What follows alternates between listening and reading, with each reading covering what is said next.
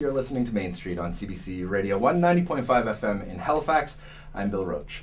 For the past month, Shara Kelly and Julia Spitelli have been traveling across the country, trading their musical skills for, well, knowledge.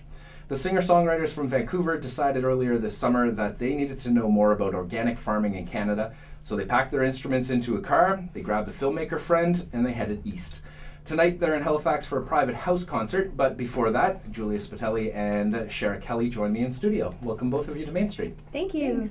That was a pretty quick thumbnail sketch of what you're doing that I just gave. Can you tell us more about the moment that you realized you wanted to learn more about organic farming?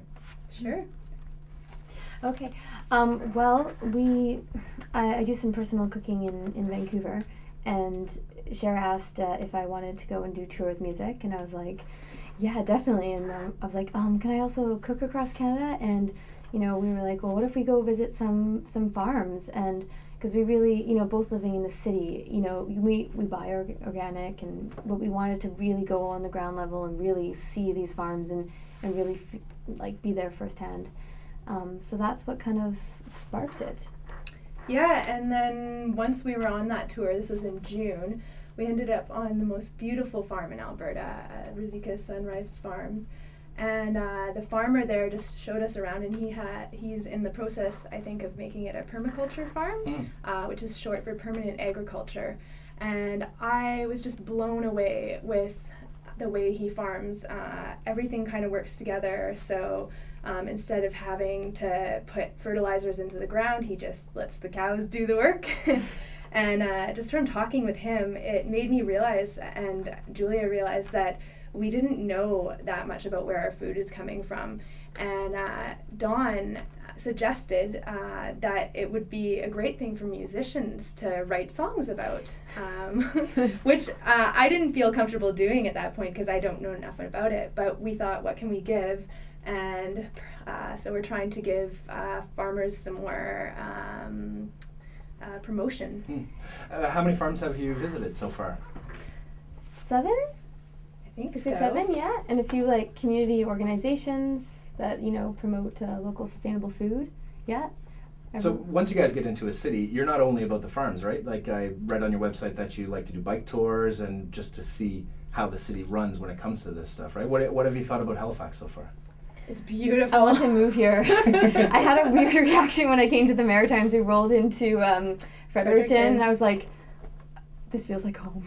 I don't know why. The other it was coast really feels like strange. home. The other part of this trip was Shara and I, we're both live in the city, but we wanted to see how the rest of Canada lives and how many different lifestyles and how beautiful this country is, and also see how people are living more simply and to the earth and getting their hands dirty but yeah, I rolled into the Maritimes and I was like, maybe this is home. I don't know. We'll see. Were you surprised when you got out there to try and find how many people were, getting their hands dirty, like you say? Is it more than you thought or less than you thought? Once we started contacting people, we ended up in a newsletter in Manitoba, and then we started getting all these emails. So I was a little surprised, but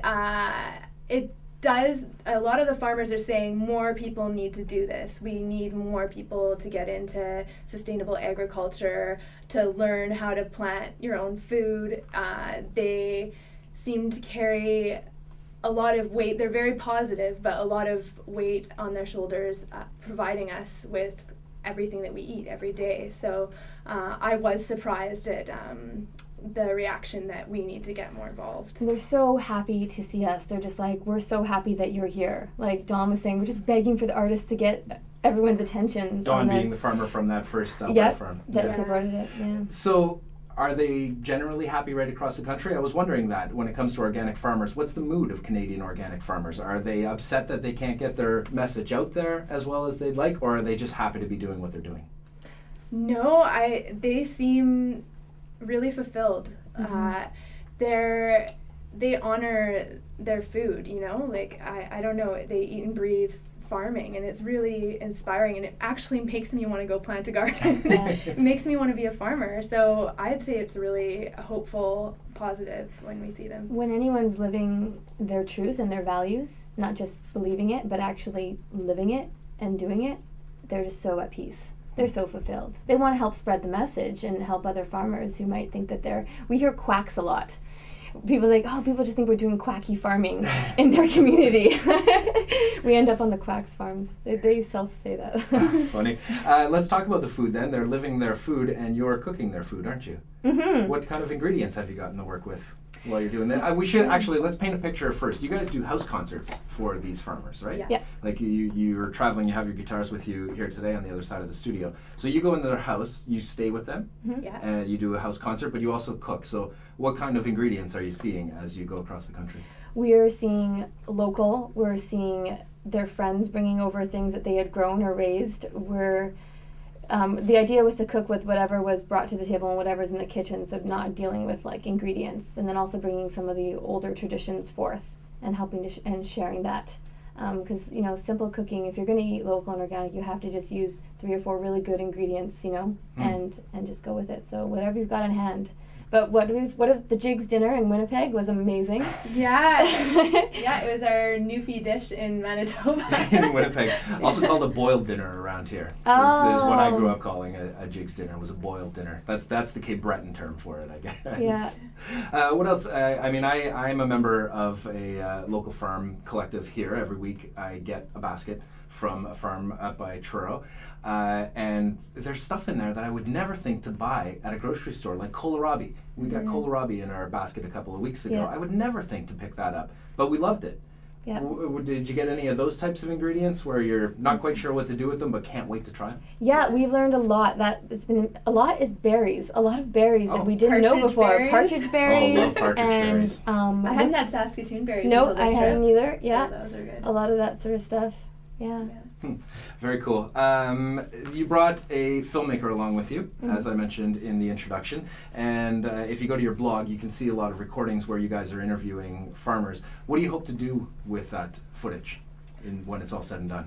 Well, at this point, we're just really trying to get the word out there about what we're doing. We're putting webisodes on our website and on YouTube and through Facebook. But we're just going to let this project go where it goes. Hopefully by being on the radio, getting some press around it, we'll just see where the attention is. And then if people are really into it, and which I hope they are, because I hope people want to learn what we're putting out there, then there is the potential to turn this into a documentary film. We've got a lot of footage. You guys have come right across the country. Did you find that one province was more into this than any other provinces? Saskatchewan and Manitoba, yeah. are really into it. Yeah, they really are. I would say Saskatchewan was the province that contacted us the most about coming to visit them. But that being said, I think this tour was not planned. That's the other thing too. We left this. We didn't plan it. We left in 3 weeks after we had met Dawn, and really the universe just kind of opened up. And when we needed a place to stay in Saskatchewan, we got a farm in Saskatchewan. So we're headed back. We need to book them, but so it could be Ontario. There's a lot of farms that really want us to come to, and we'll have a lot of support there. And then tonight, you're doing just a straight house concert. It's not on a farm. When you do these straight house concerts, do you get a chance to talk about organic farming with the people? Oh yeah. Oh, yeah. During our set, we'll tell people what we're doing, and then we give them our website. And afterwards, of course, when we're mingling with people, this is how we booked a lot of our other farm shows. Is along Word the of way. mouth. Yeah, people are like, "Oh, you've got to go to this awesome farm called in Wakefield or somewhere along the way." And then on our website too, we put our schedule and where we're kind of headed, and then as people go on there, they'll look and offer us. But we've been having potlucks at these house concerts, so everyone's bringing local, organic, whatever, and we're like, how did you make that? Can you share the recipe? We just got a wicked gluten-free pancake. Oh, yeah. Yeah. We could even say it right now because it's okay. only 4 ingredients. Go. Okay, there is 1 cup of cup oats, of cottage cheese, 1 cup cup of of oats, oats. and 1 cup of egg whites, Blend that all together. and put some baking soda in. Yeah, and a teason of baking soda. And That's it's very pancakes. simple. It's delicious. You guys sound like you're having a fantastic time on this tour. It's true. It's been amazing. I really appreciate you guys coming in and talking to us today. Thanks a lot. Thank you. We'd just like to mention where the house concert is tonight. Is it open to the public? It is. open It to the is, of public. course. Well, then I'll mention it myself because it's at our friend Ben Kaplan's place over on Agricola Okay. Street. I was holding back that information myself. No, I he wasn't said go sure. forth. He said go forth. That's what I figured. That's how Ben Kaplan's house works. So you're going to have a great time there. for sure. And thanks a lot for dropping by today. Thank you you. so much. Appreciate it.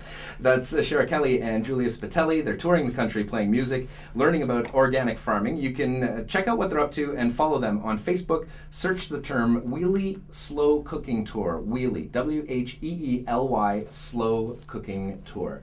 It is 26 minutes after 4 o'clock, and we should hear from our ad guy, Bruce Chambers. Most women have no interest in talking to men about menstruation. Wow, what a corner to turn. Marketers apparently see it differently. Bruce Chambers is here to give us examples of ads that use men to sell products to women. Wow, I didn't know that was coming.